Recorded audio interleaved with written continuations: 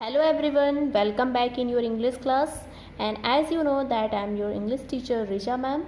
So today I will start the explanation chapter 2. Okay, and your chapter 2 is Oliver Twist. Okay, this is your topic name, Oliver Twist. Okay student, आप सोच रहे होंगे कि Oliver Twist what is the meaning of this? This is a name, this is a English name. ठीक है. Oliver Twist is a story of young orphan boy who lived in England in the 1830s. यानी जो कि ये Oliver twist एक नाम है, ठीक है. एक यंग जो कि एक बॉय होता है, पैदा होता है, फिर वो यंग होता है और वो कहाँ रहता है? इंग्लैंड में रहता है, ठीक है. Here is story from novel about the early years of his life. यानी यह स्टोरी जो है एक नॉवेल से लिया गया है जो कि आपके बुक में राइट किया गया है. And this story has been written by Charles Dickens. Okay, this is he is the poet, he is the writer Charles Dickens. He also lived in England. Okay, so let's start the chapter.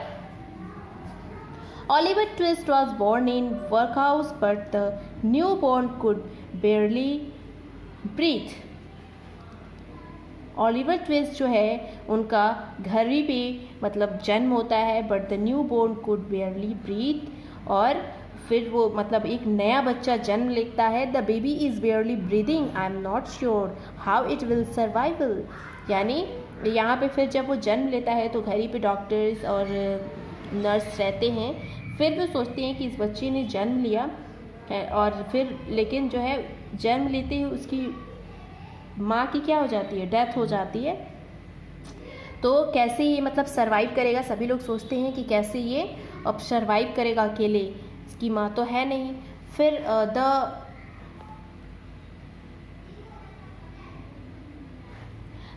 the many gave Oliver something which helped him to revive. The doctor placed baby in the dying mother's arm. She kissed him on his forehead and died. Oliver was an orphan from the minute he was born. यानी the many years the nanny gave, यानी नैनी ने उसको दिया. जो एक lady थी, बच्चा पैदा होते नैनी ने दिया. Oliver something which help him to revive, और फिर उसको मतलब उसके हाथ में दिया. The doctor place the baby in dying mother's arms. और फिर जो है डॉक्टर ने डाइंग मदर मतलब उसकी माँ जो होती है डाई हो जाती है, मर जाती है, उस बच्चे को पैदा करने के बाद उसके आर्म से उस बच्चे को ले लेती है. She kissed him on his forehead and died. और फिर वो कहती है कि उसने क्या किया? उसने अपने बच्चे को किस्ड किया फोरहेड पे और वो मर गई. ऑलिवर वॉज एन ऑफन वो from the minute he was born. यानी ऑलिवर जो है अब क्या हो गया था? ऑलिवर जो मतलब ऑर्फन मतलब वो एक अब अनाथ बच्चे की तरह हो गया था. फ्रॉम मिनट्स ही वॉज, यानी कुछ मिनट पहले जिसकी माँ मर गई तो क्या हो गया? अनाथ ही हो गया. जिसके माँ बाप नहीं रहते हैं उसको अनाथ कहते, जिसका कोई नहीं रहता है. तो इस बच्चे का भी क्या हुआ? इसकी माँ डेथ कर गई और फिर वो अनाथ हो गया, ऑर्फन हो गया. ठीक है. फिर डॉक्टर्स पूछते हैं, do you know where the lady was from, who is the child.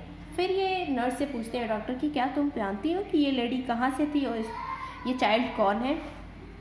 No sir, she was not a local. ठीक है. नर्स बोलती है कि नहीं सर, वो लोकल नहीं थी, मतलब हमारे एरिया की आसपास की नहीं थी. As no one knew about his family the child was covered in a parish robe and sent to a parish. यानी जैसे कि अब उस बच्चे की कोई फैमिली नहीं थी और उसके फैमिली के बारे में कोई जानता भी नहीं था, तो the child was covered in Paris. वो क्या कर दिया गया? वो चर्च एरिया में, मतलब पेरिस मतलब चर्च एरिया में क्या हो गया? उसको कवर करके भेज दिया गया. Robe and send to a parish, और उसको पेरिस भेज दिया गया है ना. मतलब एक कह सकते हैं कि अनाथ आश्रम में भेज दिया गया, क्योंकि जिसका कोई नहीं रहता है उसको अनाथ आश्रम में ही डाला जाता है. तो इस बच्चे का भी कोई नहीं था, जिसका नाम ऑलिवर ट्विस्ट पड़ा, उसी के नाम पे ये चैप्टर है. ठीक है.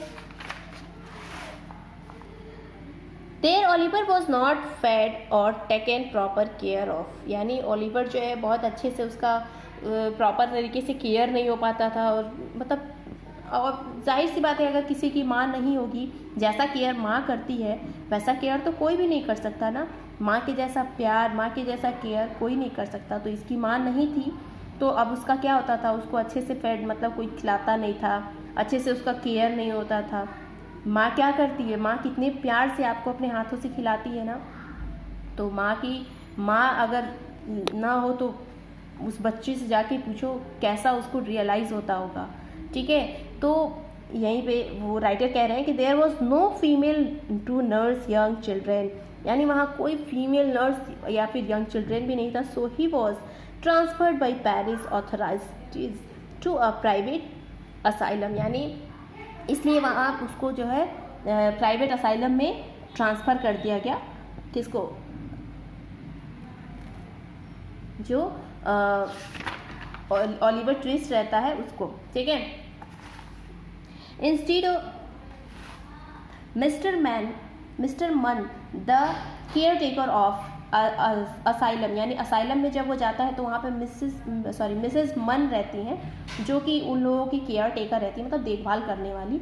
वॉज अ कनिंग लेडी, वो बहुत ही मतलब कनिंग लेडी मतलब बहुत ही कह सकते हैं बहुत स्ट्रिक्ट टाइप। ठीक है, she fed the children very little food to make them sturdier, यानी वो क्या करती थी, उनको फेड करती थी मतलब खिलाती थी। क्या, जो बच्चों को फूड वो खिलाती थी बहुत कम मात्रा में खिलाती थी। Please give us something to eat, फिर यहाँ पे कहता है कि वो जो ओलिवर ट्विस्ट रहता है कहता है कि प्लीज़ कुछ हमें खाने के लिए दे दो।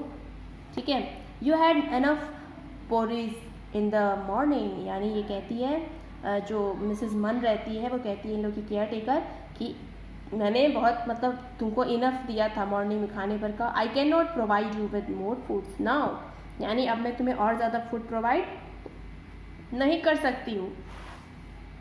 Instead of giving them food Mrs Mann bed them up and lock them in a cold cellar, यानी उसको ज़्यादा खाना देने की बजाय मिसेस मन जो होती है उसको बीट करती है, यानी पीटती है।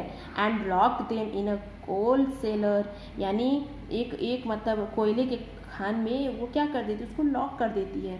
देखो जिसकी नहीं होते हैं, जिसके मम्मी पापा या फिर उसकी यही हाल होती है, मतलब कोई भी जो दूसरा कोई करता है, तो यही वो स्टोरी है, बहुत ही इमोशनल स्टोरी है। One day a church official named doctor Bramhall came to meet Oliver, और एक दिन क्या हुआ कि चर्च से डॉक्टर ब्राह्मल जो होते हैं वो ओलिवर से मिलने आते हैं। I have come to take back Oliver where he was born, यानी वो कहते हैं कि मैं उसको ओलिवर को लेने आया हूँ जहाँ पे वो बॉर्न हुआ था, जहाँ पे वो पैदा हुआ था। We have failed to track down his family so far, और हमने जो है उसकी फैमिली को ट्रैक करने में हम फेल हो गए, वो बहुत दूर है। I will send Oliver to you in minute, फिर ये कहती हैं जो मिसेस मन रहती हैं वो कहती है मैं अभी आपको कुछ देर में ओलिवर को सेंड करती हूँ, मतलब भेजती हूँ। सो स्टूडेंट, अभी यहीं तक मैंने एक्सप्लेन किया है। Next paragraphs I will explain in next video. Okay, till then bye bye students. You have to watch this video 2 or 3 times and understand in a better way, and after then you have to write the word meaning of chapter 2. Okay student, till then bye bye student, stay home, stay safe.